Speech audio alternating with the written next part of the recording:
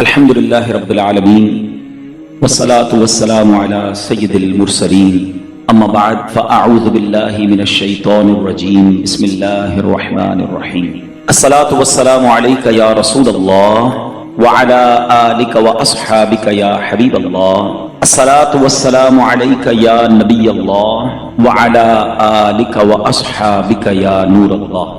درود پاک پڑھنے کے بے شمار فضائل و برکات ہیں، بہت سارے فضائل، بہت ساری حدیثیں درود پاک کی برکتوں میں ملتی ہیں۔ ایک بڑا ہی خوبصورت واقعہ، ایک بزرگ ہوئے ہیں حضرت شیخ ابو حفص کاغذی رحمۃ اللہ تعالی علیہ۔ آپ کا جب انتقال ہوا تو چند دنوں کے بعد اپنے کسی دوست کے خواب میں تشریف لائے۔ دوست نے پوچھا کہ کیا احوال ہیں، قبر میں آپ کے ساتھ کیا گزری؟ تو کہتے مجھ پہ بڑا کرم ہوا۔ واقعہ یہ ہوا کہ جب مجھے قبر میں دفن کیا گیا، منکر نکیر، یہ وہ فرشتے ہیں جو سوال کرنے آتے ہیں، بولے وہ فرشتے جب آئے سوال کرنے تو مجھے اٹھا کر بٹھا دیا، سوال پوچھنے لگے۔ اتنے میں اللہ پاک کا فرمان آیا، اے فرشتوں ٹھہر جاؤ، اس بندے کے پہلے گناہ کاؤنٹ کرو، گناہ شمار کرو۔ کہتے میں تو ڈر گیا کہ اتنے گناہ، میرے گناہ جب کاؤنٹ ہونا شروع ہوئے تو ڈھیر لگ گئے گناہوں کے۔ اب اس کے بعد فرشتوں کو حکم ہوا کہ اس بندے نے ہمارے محبوب علیہ الصلوۃ والسلام پر دنیا میں جتنے درود بھیجے تھے وہ درود شمار کر۔ اب فرشتوں نے وہ درود کاؤنٹ کرنا شروع کیا۔ اللہ اکبر۔ کہتے ہیں خوش قسمتی سے، گناہ تو بہت تھے مگر خوش قسمتی یہ تھی کہ میرے درود میرے گناہوں سے زیادہ نکل آئے۔ فرشتوں کو حکم ہوا حسبکم یا ملائکتی، اے فرشتوں اب اتنا ہی حساب کافی ہے، اذهبوا به الى جنتی، اس بندے کو میری جنت میں لے جاؤ، یعنی اس کی قبر کو جنت کا باغ بنا دو۔ سبحان اللہ سبحان اللہ۔ اے میرے پیارے اسلامی بھائیو، گناہ بے حد ہیں، بہت زیادہ ہے، مگر درود کی کثرت تو کر لینا، توبہ کرتے رہیں، درود پڑھتے رہیں۔ اور درود واقعی ایسا وظیفہ ہے جو ایکچولی گناہوں کو مٹانے والا وظیفہ ہے۔ ایک حدیث پاک ہے، حدیث سنیے تاکہ آپ کو ریئلائز ہو جائے کہ ہم جیسے گناہگار بندوں پر مہربانی کتنی بڑی کی گئی ہے۔ یہ درود ہمیں عطا کر کر نا ہم پر احسان کتنا بڑا کیا گیا ہے۔ قال رسول اللہ صلی اللہ علیہ وسلم، حدیث پاک سنیے گا، اور نسائی شریف کی حدیث ہے، من صلی علیہ صلاۃ واحدۃ صلی اللہ علیہ عشرہ، جس نے مجھ پر ایک بار درود پاک پڑھا اللہ پاک اس پر 10 رحمتیں نازل فرماتا ہے۔ وحطت عنہ 10 خطیئات، اور فرمایا اور 10 گناہ مٹاتا ہے۔ درود پڑھ رہے ہیں، ہر درود پر 10 گناہ بھی کم ہو رہے ہیں۔ پھر فرمایا وَرُفِعَتْ لَهُ 10 درجات، آقا فرماتے ہیں اور 10 درجات بلند فرماتا ہے۔ ایک گریڈ دنیا میں بڑھانے کے لیے نا بندہ کدھر کدھر فائل لے کے گھوم رہا ہوتا ہے، سر 17 گریڈ سے 18 کرا دیں، 18 سے 19 کرا دیں، کسی طرح 20 گریڈ لگ جائیں، 21-22 کے بعد تو سارا گریڈ بھی ختم ہو جاتے ہیں۔ اسی گریڈ کے چکر میں لوگوں کی دنیا گزر گئی۔ ہر درود پر میرے آقا فرما رہے ہیں 10 درجے بلند ہو رہے ہیں۔ کیوں نہیں پڑھتے درود پاک؟ روز درجے بلند کریں، 10 گناہ معاف ہو رہے ہیں۔ تو سبحان اللہ، وہ ہے نا اعمال نہ دیکھے یہ دیکھا، محبوب کے کوچے کا ہے گدا۔ فرشتوں نے کیا کیا؟ اعمال نہ دیکھے یہ دیکھا، محبوب کے کوچے کا ہے گدا، مولا نے مجھے یوں بخش دیا۔ سبحان اللہ سبحان اللہ۔ تو انشاءاللہ غلامی مصطفیٰ کا اگر دامن ہاتھ میں تھاما ہوگا نا، سرکار علیہ الصلوۃ والسلام کی غلامی ہوگی، درود پاک کی کثرت ہوگی، تو انشاءاللہ خیر ہو جانی ہے۔ اور اللہ کی رحمت ویسے ہی بہت بڑی ہے۔ وہ غالباً مولانا حسن رضا خان صاحب کا شعر ہے نا، تیری رحمتوں سے کم ہے میرے جرم اس سے زائد، نہ مجھے حساب آئے نہ مجھے شمار آئے۔ کیا خوبصورت کاؤنٹنگ پیش کی ہے۔ مولا مجھے اور کوئی حساب نہیں آتا، مجھے یہ نہیں پتا میرے جرم کتنے ہیں، مجھے ایک حساب آتا ہے کہ تیری رحمتوں سے کم ہے۔ مجھے یہ پتا ہے بہت زیادہ ہے، میں مانتا ہوں بڑی خطائیں ہیں، بڑے جرم ہیں، مگر ایک حساب ضرور آتا ہے مجھے کہ جتنے بھی گناہ ہیں تیری رحمتوں سے کم ہیں، میرے جرم اس سے زائد نہ مجھے حساب آئے نہ مجھے شمار آئے۔ مطلب اور کوئی کاؤنٹنگ نہیں آتی مجھے، ایک کاؤنٹنگ پتا ہے کہ جتنا تو بڑا رحیم ہے نا، تیری رحمت جتنی بڑی ہے اس کے مقابلے میں میرے گناہ کچھ نہیں۔ اسی کریم سے بھروسہ ہے، اسی رحمان سے بھروسہ ہے۔ بس درود پاک کی کثرت کیجئے، اللہ سے سچی محبت کیجئے، توبہ کیجئے، وہ بڑا کریم ہے، وہ رحمان ہے، جو وہ کروڑوں کو بخش رہا ہے تو مجھ جیسے گناہگار کو بخشنا اس کی رحمت کے لیے کیا مشکل ہے. اللہ ہم سب کی بخشش فرمائے. نیت کر لیں کہ بس انشاءاللہ آج کے بعد درود پاک کی کثرت کریں گے انشاءاللہ. آئیے مل کر محبت کے ساتھ باآواز بلند درود پاک پڑھ لیں. صلو علی الحبیب صلی اللہ تعالی علی محمد صلی اللہ علیہ وسلم. حضرت وہب بن منبہ رحمۃ اللہ تعالی بہت بڑے بزرگ ہیں. یہ تابعی بزرگ ہیں. آج یہ بھی سمجھ لیں تابعی کس کو کہتے ہیں, صحابی کس کو کہتے ہیں. پہلے یہ ڈیفینیشن سمجھ لیں. جس شخصیت نے سرکار دو عالم علیہ الصلوۃ والسلام کا ایمان کی حالت میں دیدار کیا یا صحبت اٹھائی. دیدار کرنا شرط نہیں ہے کیونکہ کچھ صحابہ نابینا بھی تھے. صحبت اٹھائی ایمان کی حالت میں اور ان کا انتقال بھی ایمان پر ہوا تو وہ صحابی ہیں. اور سبحان اللہ ہر صحابی جنتی ہے. ہر صحابی نبی سے بڑی کمال کی بات ہے. دنیا کا کوئی کتب, کوئی ابدال, کوئی غوث کسی صحابی کے مرتبے پر نہیں پہنچ سکتا ہے. لیکن غوث کتب ابدال کی کتنی عبادتیں ہیں. امام اعظم کے بارے میں آتا ہے 45 سال تک عشاء کے وضو سے فجر پڑھی. غوث پاک کے بارے میں آتا ہے آلموسٹ مور دین 30 ایئرز عشاء کے وضو سے فجر پڑھی. پوری رات کئی سالوں تک قرآن پڑھا. مگر کوئی بھی جس کو کہتے ہیں نا کہ غوث کتب ابدال کسی ایک صحابی کے مرتبے پر نہیں پہنچ سکتا. اور کئی صحابہ ایسے ہیں جنہوں نے کوئی نماز ہی نہیں پڑھی, کوئی روزہ نہیں رکھا. ہے نا عجیب بات. کیسے ہوتا تھا ایسا؟ جب نبی پاک غزوات کے لیے جاتے تھے, جنگ کے لیے جاتے تھے, تو کچھ لوگ آتے تھے پیارے آقا کی بارگاہ میں, نبی پاک کی باتیں سنتے, آپ کا دیدار کرتے, کلمہ پڑھتے اور جنگ میں شامل ہو جاتے, شہید ہو جاتے. موقع ہی نہیں ملا نماز پڑھنے کا, کوئی وقت ہی نہیں آیا نماز پڑھنے کا. مگر مرتبہ کیا مل گیا کہ کسی غوث کتب ابدال کوئی برابر ہی نہیں پہنچ سکتا. تو پتہ یہ مرتبہ ملا کیسے تھا؟ یہ مرتبہ ملا ہے جلوائے جانا دیکھنے کی برکت سے. اچھا یہ بڑی عشق والی اور بڑی گہری بات ہے, کہیں پڑھی نہیں ہے ٹھیک ہے, لیکن ہے بڑی گہری بات. کہتے ہیں کسی کی منہ دکھائی ہوتی ہے, کسی کو دیکھ کر بندہ کہتا ہے آج اس کا دیدار کیا تو اس کو کوئی تحفہ دینا ہے. حبیب پاک کے چہرہ انور کی جس نے زیارت کر لی, صرف زیارت ایمان کی حالت میں کر لی اور اس کا خاتمہ ایمان پر ہو گیا, رب کریم نے اس کو انعام کیا عطا فرمایا کہ اس کو صحابی بنا دیا. اب دنیا کا کوئی غوث, کوئی کتب, کوئی ابدال اس کے مرتبے پر نہیں پہنچ سکتا. یہ محبوب کریم کے جلوے کی رعنائیاں اور ان کے دیدار کی برکتیں ہیں. اور پھر تابعی کس کو کہتے ہیں؟ یہ سیکنڈ لیئر ہے. فرسٹ لیئر صحابی ہے, سیکنڈ لیئر ہے تابعی. یہ وہ لوگ ہیں کہ جنہوں نے کسی صحابی کا ایمان کی حالت میں دیدار کیا اور ان کا خاتمہ بھی ایمان پر ہوا. یہ ہے تابعی. تابعی بھی جنتی ہیں. اور پھر فرمایا کہ جس نے کسی تبع تابعی کہلاتے ہیں, جس نے ایمان کی حالت میں کسی تابعی کا دیدار کیا اور اس کا انتقال بھی ایمان پر ہوا, اس کو تبع تابعی کہتے ہیں. یہ 3 ادوار ہیں. کبھی آپ کتاب میں پڑھیں گے نا, پرانی کتاب میں قرون ثلاثہ پڑھیں گے آپ. 3 ٹاپ لیول کے دور, 3 ادوار, the top era of the world. یہ 3 وہ دور ہیں جو سب سے مبارک دور کہلائے. نمبر 1 صحابہ, پھر تابعی اور پھر تبع تابعی. اب یہ جو حضرت وہب بن منبہ ہیں یہ تابعی ہیں. چلے ایک اور آپ کی معلومات میں اضافہ کر دوں. 4 فقہ کے امام ہیں, امام اعظم ابو حنیفہ, امام شافعی, امام احمد بن حنبل اور امام مالک. چاروں کمال ہیں, چاروں ہمارے سر کے تاج ہیں ٹھیک ہے. لیکن ان چاروں میں افضل کون ہیں؟ امام اعظم ابو حنیفہ ہیں, کیونکہ آپ تابعی ہیں. امام اعظم نے کئی صحابہ کی صحبت اٹھائی, ان سے ملاقات کی, ان کا دیدار کیا. بہرحال اب میں آتا ہوں اس واقعے کی طرف. ون آف دا امیزنگ واقعہ ہے. حضرت وہب بن منبہ کہتے ہیں کہ حضرت ابراہیم خلیل اللہ علی نبینا علیہ الصلوۃ والسلام, ٹھیک ہے, یہ اللہ کے خلیل, اللہ کے دوست.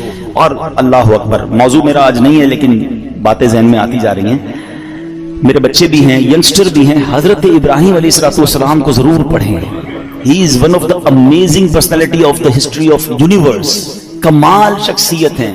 حضرت ابراہیم کی بہت ساری شانیں ہیں, مگر جو کمال کی بات میں آپ کو بتاؤں کہ چار جو آسمانی مذاہب ہیں نا, ان چاروں مذہبوں میں حضرت ابراہیم کا ادب ہے, آپ کا احترام ہے, وہ تمام آپ کو مانتے ہیں. نمبر 1. نمبر 2, آپ ابو الانبیاء ہیں. حضرت ابراہیم کے بعد جتنے نبی آئے وہ سب آپ کی اولاد میں سے, اس لیے آپ کو ابو الانبیاء بھی کہا جاتا ہے. بہرحال اب حضرت ابراہیم علیہ السلام کو حکم ملا کہ رخت سفر باندھیں, دنیا کا سفر کریں اور ہمارے عجائبات دیکھیں, اللہ کی قدرت کے نظارے دیکھیں. تو آپ نے رخت سفر باندھا اور روانہ ہو گئے. تو چلتے چلتے جب آپ ساحل سمندر کے قریب پہنچے تو وہاں آپ کو ایک غلام دکھائی دیا جو بکریاں لیے جا رہا تھا.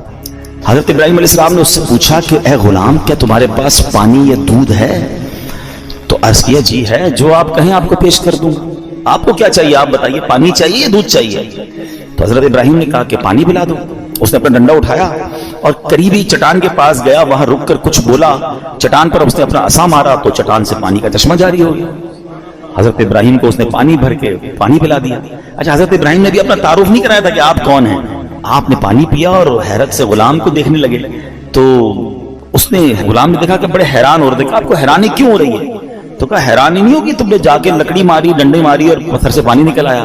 تو کہا میں آپ کو راز بتاؤں. تو کہا بتاؤ. کہ مجھے پتا چلا ہے کہ اللہ کے ایک نبی ہیں اور اللہ پاک نے انہیں اپنا خلیل بنایا ہے، اور میں خلیل اللہ کے وسیلے سے جو بھی مانگتا ہوں نا اللہ مجھے عطا فرما دیتا ہے. میں ابھی اس چٹان پر گیا تھا، میں نے اسی خلیل اللہ کا نام لیا تو پانی کا چشمہ آ گیا. حضرت ابراہیم نے کہا کہ میں ہی وہ خلیل اللہ جسے اللہ پاک نے خلیل بنایا. اللہ اکبر. یہ سن کر تو غلام کی خوشی کی انتہا نہیں رہی کہ میں تو روز جس کے وسیلے سے کام کر رہا ہوں وہ آج میرے سامنے آ گئے. وہ کہتے نا وہ آئے ہمارے گھر خدا کی قدرت ہے، کبھی ہم ان کو کبھی اپنے گھر کو دیکھتے ہیں. دلی دل میں اپنی قسمت پر فخر کر رہا تھا. کہتے واقعی سچ بتا دو آپ ہی خلیل اللہ ہیں؟ حضرت ابراہیم فرماتے ہیں ہاں میں ہی خلیل اللہ ہوں. اللہ اکبر. یہ سننا تھا کہ وہ غلام بے ہوش ہو کر گرا، یعنی خوشی کے مارے اسے کنٹرول نہیں ہوا اور اس کی روح قبض ہو گئی. روایت میں آتا ہے اس وقت آسمان سے ایک نور اترا اور اس نور نے خوش نصیب غلام کی لاش کو ڈھانپ لیا. جب وہ نور چھٹا تو پتہ نہیں چلا وہ لاش کہاں گئی. نور سے اٹھا لیا گیا یا زمین میں دفن کر دیا گیا. یہ ایک واقعہ آپ کے ساتھ ہوا. آپ اور آگے بڑھے، ایک پہاڑ پر پہنچے. وہاں ایک گھر تھا، اس کے 2 دروازے تھے. آپ علیہ السلام اندر داخل ہوئے. اندر ایک تخت تھا، اس کے اوپر کسی کی لاش رکھی ہوئی تھی اور اس کے اوپر 70 خوبصورت حلے، خوبصورت لباس ڈالے ہوئے تھے اور سر کے پاس ایک تختی رکھی ہوئی تھی. لاش، اس کے اوپر 70 قسم کے ڈریسز اور ایک تختی تھی. تو حضرت ابراہیم علیہ السلام نے جب اس تختی کو پڑھا تو اس پر پتہ کیا لکھا تھا؟ میں شداد بن عاد ہوں، میں 1000 سال زندہ رہا، میں نے 1000 لشکروں کو شکست دی، میں نے ہی شہر ارم بنایا، مگر افسوس جب میری موت کا وقت قریب آیا تو میری ساری تدبیریں رد ہو گئی. میں نے دنیا بھر سے ڈاکٹروں کو جمع کیا، کوئی بھی میری موت کو ٹال نہ سکا. بس جس نے بھی مجھے دیکھا اب اسے دنیا کے دھوکے میں نہیں آنا چاہیے. اے لوگو، خود پر دنیا کے دروازے تنگ رکھو. تم اتنی بادشاہت کے مالک نہیں ہو جیسی بادشاہت کا مالک میں. تم اتنا عرصہ زندہ نہیں رہے، نہ رہو گے جتنا عرصہ میں زندہ رہا. تم اتنا جمع نہیں کر سکو گے جتنا میں نے جمع کیا. ہاں ہاں سن لو، دنیا دھوکے باز ہے، قاتل ہے، اپنے طلبگار کے ساتھ کھیل کھیلتی رہتی ہے. یہ عجوبہ دیکھ کر حضرت ابراہیم علیہ السلام واپس تشریف لے آئے. شاعر کہتے ہیں نا، بے وفا دنیا پہ مت کر اعتبار، تو اچانک موت کا ہوگا شکار. موت آ کر ہی رہے گی یاد رکھ، جان جا کر ہی رہے گی یاد رکھ. گر جہاں میں 100 برس تو جی بھی لے، قبر میں تنہا قیامت تک رہے. جب فرشتہ موت کا چھا جائے گا پھر بچا تجھ کو نہ کوئی پائے گا. موت آئی پہلوان بھی چل دیے، خوبصورت نوجوان بھی چل دیے. دنیا میں رہ جائے گا یہ دبدبا، زور تیرا خاک میں مل جائے گا.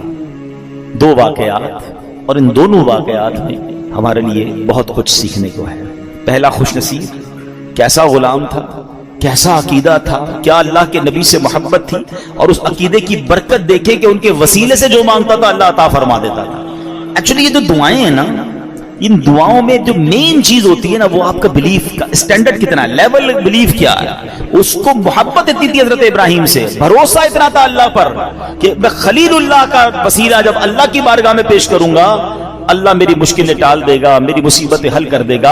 اور ایسا ہی ہوتا تھا. اس سے پتا چلا کہ حضرت ابراہیم علیہ السلام کی شان بھی کیا ہے. اور اس واقعے سے یہ بھی پتا چلا کہ اللہ والوں کا وسیلہ بارگاہ الہی میں دینے سے بعض اوقات کام ہو جاتے ہیں. اور اس پہ کوئی حرج نہیں ہے. یہ تابعی بزرگ واقعہ بیان کر رہے ہیں. اس سے یہ سیکھنے کو مل رہا ہے کہ اللہ والوں کا وسیلہ پیش کر کے اللہ کی بارگاہ میں دعا مانگے تو دعائیں قبول ہوتی ہیں. بہرحال دوسرا واقعہ جو تھا وہ بڑا ہی عبرت انگیز ہے. ہمارے لائف سٹائل کے حوالے سے وہ بڑا ریلیونٹ ہے. شداد کون تھا؟ بڑے روب و دبدبے والا بادشاہ تھا. یہ غیر مسلم تھا اور اس کے بارے میں اس نے کیا کیا تھا کہ اس نے جنت کا ذکر سن رکھا تھا غیر مسلم مگر اسے سن رکھا تھا کہ مرنے کے بعد مسلمانوں کے پاس ایک کانسیپٹ ہے کہ جنت میں ان کو ڈالا جائے گا. تو اس نے کہا میں مرنے کا انتظار کیوں کروں اور مسلمان کیوں ہوں، میں خود ہی جنت بنا لیتا ہوں. شداد کی جنت دنیا میں مشہور تھی. اس نے کیا کیا؟ ایک عظیم شہر بنایا. ہم کیا امیجن کرتے ہیں حدیثوں میں نا کہ سونے کی اینٹیں ہوں گی، اس نے لٹرلی سونے کی اینٹوں سے محل بنائے، زبرجد اور یاقوت کے ستون کھڑے کیے، سنگریزوں کی جگہ خوبصورت موتی بچھا دیے، ہر محل کے گرد جواہرات بچھا کر اوپر نہریں جاری کی، طرح طرح کے درخت اگائے. غرض ایسا عظیم شہر بنایا. نہ دنیا میں اس سے پہلے کوئی ایسی سٹی کریٹ ہوئی نہ اس کے بعد کبھی ہوئی. اور جب شہر مکمل ہو گیا نا، یعنی یہ شداد کا واقعہ کوئی افسانہ نہیں ہے، قرآن میں اس کا ذکر موجود ہے. اللہ قرآن میں فرماتا ہے فَصَبَّ عَلَيْهِمْ رَبُّكَ صَوْتَ عَذَابٍ إِنَّ رَبَّكَ لَبِالْمِرْصَادِ. تو ان پر تمہارے رب نے عذاب کا کوڑا برسایا، بے شک تمہارا رب یقیناً دیکھ رہا ہے. اللہ اکبر. اتنی دولت، اتنا مال، مگر ہوا کیا کہ شداد اس شہر میں قدم بھی نہیں رکھ سکا. جب وہ کریٹ ہو گیا، جب اس کی اوپننگ سیریمنی کا وقت آیا، شداد کو بلایا گیا کہ جناب اب آپ نے اس شہر میں داخل ہونا ہے جو آپ نے جنت دنیا میں بنائی ہے. مگر اس سے پہلے اسے موت نے آ لیا. جہاں میں ہے عبرت کے ہر سو نمونے، مگر تجھ کو اندھا کیا رنگ و بو نے. کبھی غور سے بھی یہ دیکھا ہے تو نے، جو آباد تھے وہ محل اب ہیں سونے. جگہ جی لگانے کی دنیا نہیں ہے، یہ عبرت کی جا ہے تماشا نہیں ہے. ایسے کئی واقعات آپ نے بھی دیکھے ہوں گے، اپنی لائف میں دیکھے ہوں گے. بڑی تیاری کرتا ہے انسان، بڑی پلاننگ کرتا ہے، ابھی یہاں پہنچنا ہے، ابھی یہ گھر کمپلیٹ کروں گا، ابھی یہ بلڈنگ بنا لوں گا، ابھی بزنس سیٹل کروں گا، ابھی فلاں ملک پہنچ جاؤں گا. اور اچانک اس کی زندگی کا وقت پورا ہو جاتا ہے. آپ کو پتا ہے شب برات جو رات ہے، وہ رات کون سی رات ہے؟ کہ اس رات فیصلے ہونے ہیں، اس رات یہ لکھا جانا ہے. جی ہاں، روایتوں میں مضمون ملتا ہے کہ یہ وہ رات ہے کہ جس رات یہ ڈیسیشن لیا جائے گا کہ اگلے سال کس نے مرنا ہے. یہ وہ رات ہے جس رات فیہا یفرق کل امر حکیم. قرآن کہتا ہے اس رات میں ہر حکمت والا کام بانٹ دیا جاتا ہے. نصف شعبان کی جب رات آتی ہے نا، حضرت عطا بن یسار فرماتے ہیں کہ 15th نائٹ آف شعبان جب رات آتی ہے تو حضرت ملک الموت کو ایک چھوٹی کتاب، ایک صحیفہ دیا جاتا ہے، حکم دیا جاتا ہے اس میں جن کے نام لکھے ہیں ان کی روح اس سال قبض کر لینا. یہ ڈیوٹی دے دی جائے گی اس اگلے سال میں کس نے دنیا سے جانا ہے. وہ آپ فرماتے ہیں آدمی شادی بیاہ میں مصروف ہوتا ہے، گھر کی تعمیر و ترقی میں لگا ہوتا ہے، جبکہ اس کا نام مردوں کی فہرست میں لکھا جا چکا ہوتا ہے. بے وفا دنیا پہ مت کر اعتبار، تو اچانک موت کا ہوگا شکار. موت آ کر ہی رہے گی یاد رکھ، جان جا کر ہی رہے گی یاد رکھ. ذرا تھوڑا سا امیجن کرو نا، 2023 شب برات میں ہمارے ساتھ کچھ لوگ تھے جو آج نہیں ہیں. اٹ مینز ان کا نام اس رات ڈیسائیڈ ہو چکا تھا اور وہ ڈیلیور کر دیا گیا تھا. ہمیں نہیں، ان کو بھی نہیں پتا تھا، ہمیں بھی نہیں لگتا تھا یار یہ تو آس پاس ہی رہتے ہیں یار، یہ کدھر جائے گا. مگر he is not with us right now. کہاں ہیں؟ اپنی قبر میں. اگلی شب برات پھر آنی ہے. ہو سکتا ہے پھر مسجد میں اجتماع ہوگا، ہو سکتا ہے میں نہ ہوں، ہو سکتا ہے آپ نہ ہوں. کس بات کا غرور ہے یار، کس بات کی پلاننگ ہے؟ اتنے جنازے اٹھنے کے بعد بھی ہمارے اوپر غفلت ہے. میں ریسنٹلی ایک واقعہ ہوا ہے، بہت ہی میرے کلوز فرینڈ ہے، میں نام نہیں لوں گا، ان کے رشتہ دار یہاں موجود ہیں، مگر اس لیے وہ واقعہ بیان کر رہا ہوں کہ بہت کچھ سیکھنے کو ہے ہمارے لیے اس میں. ابھی پچھلے دنوں کی بات ہے، دنیا بھر سے لوگ جرمنی میں جمع ہوتے ہیں. ایک بزنس جو ہے وہ ایگزیبیشن لگتا ہے، ایم ٹیکس ہیں، بڑے بڑے بزنس مین جاتے ہیں وہاں پر. اس بار اتفاقاً مجھے بھی جانے کا موقع ملا. ہماری نیت بزنس کی نہیں تھی, ہم الحمدللہ یہ نیت لے کر گئے تھے کہ جب دنیا بھر کے بزنس کمیونٹی کے لوگ جمع ہو رہے ہیں تو کیوں نہ ہم, ویسے جرمنی میں دعوت اسلامی کا بڑا کام ہے, تو ہم نے سوچا کہ ہم اپنا دعوت اسلامی کا کام بھی دیکھ لیں گے اور اس ایگزیبیشن میں جا کر بھی اسلام کی دعوت, نیکی کی دعوت اور لوگوں کو اللہ رسول کی بات پہنچائیں گے. میرے بہت اچھے وہ دوست بھی تھے, بہت, اگر وہ آج حیات ہوتے تو آج ہمارے اجتماع میں ہوتے, وہ اس مسجد میں بھی اجتماع میں آتے تھے. اتنا ہماری, یعنی سمجھ لیں ہماری اس فیملی کا حصہ تھے, ٹھیک ہے نا. کیا ہوا اب دیکھیں, مطلب کہاں موت آ سکتی ہے, کیسے موت آ سکتی ہے, اب ذرا سمجھیے گا. اچھا میں اور آپ آج تک جب بھی جہاز میں بیٹھے ہیں ہمیں ایک ہی ٹینشن ہوتی ہے, جہاز گر نہ جائے. ایسا ہی ہے نا, سیٹ بیلٹ باندھ لیں, جہاز جب ببل کرتا ہے تو ہمیں گھبراہٹ ہوتی ہے کہ جہاز کریش ہو گیا تو مر جائیں گے. وہ جہاز میں بیٹھے, وہ جہاز کریش نہیں ہوا, 200-300 مسافر تھے, سب جرمنی پہنچے, مگر جہاز میں کم و بیش 35,000 فٹ کی بلندی پر ان کی روح قبض ہو گئی. وہ جہاز میں تھے, میں جرمنی ایئرپورٹ پہ لینڈ ہوا, مجھے میسج آیا, مجھے یقین نہیں آیا. میں نے کہا اچھا, میسج بھی بڑا عجیب تھا کہ فلاں بھائی کا جہاز میں انتقال ہو گیا اور ابھی کچھ گھنٹوں بعد جرمنی فلائٹ اترے گی. میں نے کہا یار